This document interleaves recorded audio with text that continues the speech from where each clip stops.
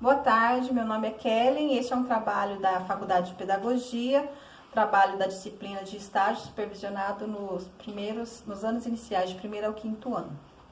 Nós vamos falar sobre alguns temas relacionados à pedagogia, e o primeiro deles é sobre o Projeto Político Pedagógico, é o PPP. O PPP ele é um documento, toda instituição escolar tem um PPP.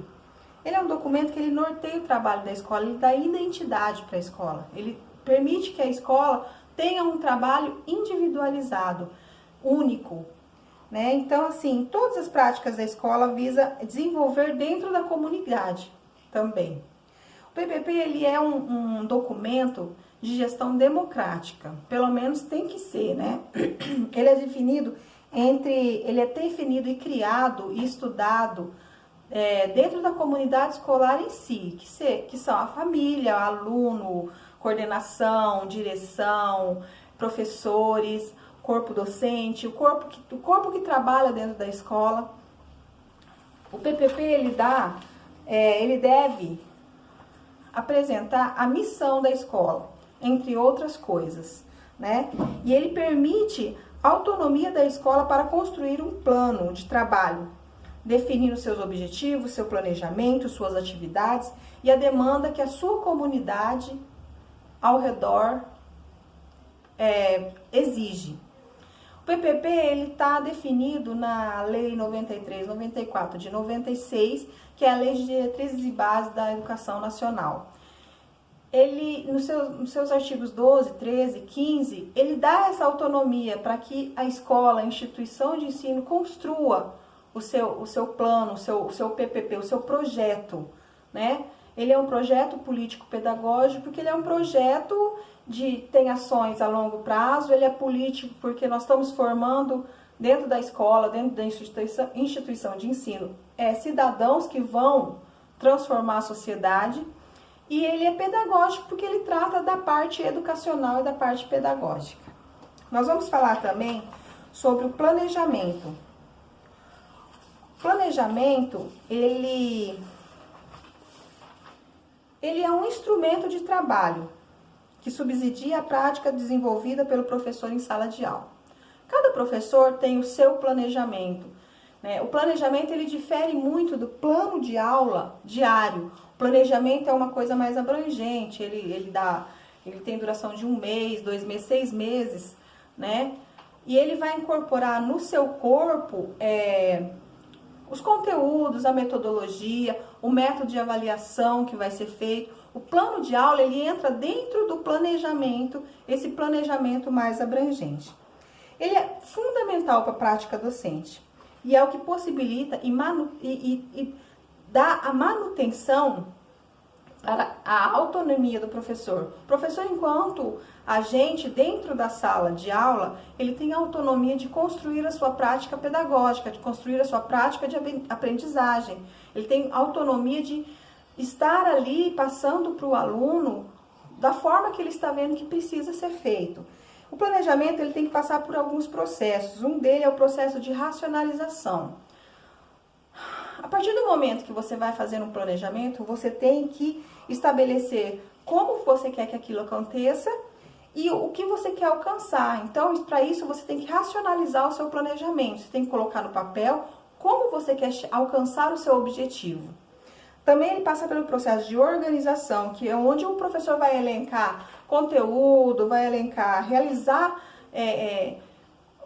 organizar o seu pensamento de como ele vai trabalhar, né? O processo de coordenação também é aquela consciência de como você vai fazer tudo isso, né? De que maneira, não seria datas, mas seria assim, a época de fazer, de desenvolver cada conteúdo.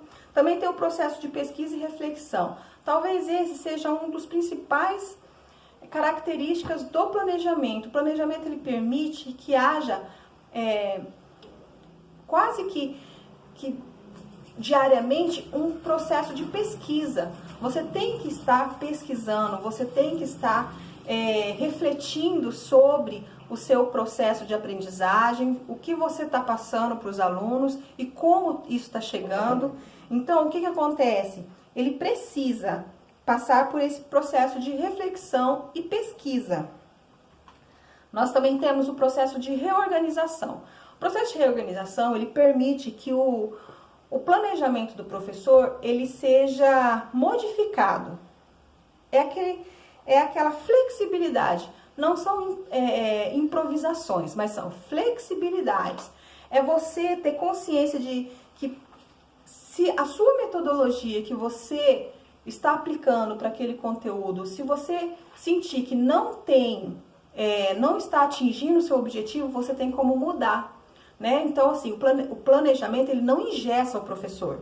Ele não deixa o professor preso àquilo ali. Então, por isso, ele precisa ser flexível.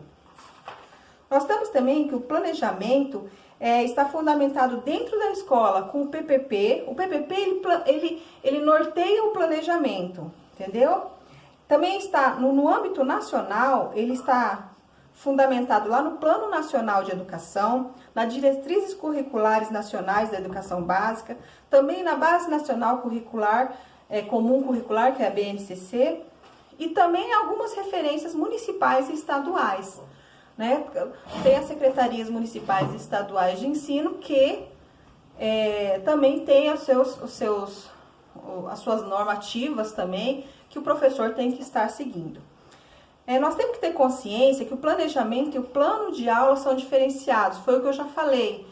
O planejamento, ele é abrangente, o planejamento, ele vai te dar um leque de situações que vai ser a longo prazo, né? Enquanto que o plano de aula, ele é diário, é uma coisa pensada dia a dia, que vai estar inserido dentro desse planejamento mais abrangente. Vamos falar também sobre a prática pedagógica. A prática pedagógica é uma das bases que fundamenta a missão da instituição escolar. Qual que é a maneira que eu devo construir a minha prática pedagógica? Né? Então, a gente tem que ter ciência disso. Qual que é o alcance, qual que é o objetivo de aprendizagem? Né? Nós temos, assim, as teorias e os processos de ensino de aprendizagem. Então, o professor, ele deve levar em conta alguns fatores para poder desenvolver qualquer que seja a teoria de ensino e aprendizagem.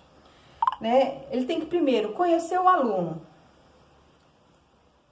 saber para quem que ele vai apresentar aquela aprendizagem, para quem que está sendo beneficiado com aquilo que ele está passando. Ele também tem que pesquisar sobre os conteúdos que vai ser desenvolvidos e refletir sobre a sua prática. Ou seja, no momento que você vai apresentar um conteúdo, você tem que ter firmeza do que você está apresentando. E também refletir sobre aquilo ali, sobre como você está passando aquilo ali. Nós precisamos observar também que tem 2 itens que estão sempre presentes na prática pedagógica, que é o domínio do conteúdo, como já foi falado, e a valorização do que o aluno já sabe. O aluno, ele não chega, muitas vezes, cru na escola. Nós temos que entender que a aprendizagem, a partir do momento que você nasce, você está aprendendo, né? Então, assim, você vai aprender a gatinhar, depois você vai aprender a andar, é uma constante. Então, nós temos que observar o que o aluno já sabe, como que o aluno já adquiriu aquilo ali. Por isso que nós temos que conhecer o nosso aluno e conhecer o conteúdo. Nós temos que prestar atenção também, que é o conhecimento real do aluno e o conhecimento potencial dele. Por quê? Porque ele já existe um conhecimento dentro dele. E existe o conhecimento que ele vai alcançar através do conteúdo que o professor vai passar. Nas práticas pedagógicas, nós temos algumas concepções. A primeira delas é o inatismo. O inatismo é aquela concepção que trata o aluno como ele nasceu, ele já tem no DNA dele, na hereditariedade dele, ele já traz conhecimento. Isso não é de todo errado. Todo aluno já traz conhecimento consigo, né? Mas ele trata o aluno como um ser só biológico, tá? Então, assim, é como se ele aprendeu aquilo. Nessa concepção, a gente acredita que o professor ele tem que interferir o mínimo possível, ou seja, trazer à luz o que está na consciência dele e organizar. Simples assim, né? Então, assim, é uma concepção que não valoriza o professor, né? Não valoriza, coloca o professor como um mero espectador e ali ajudador.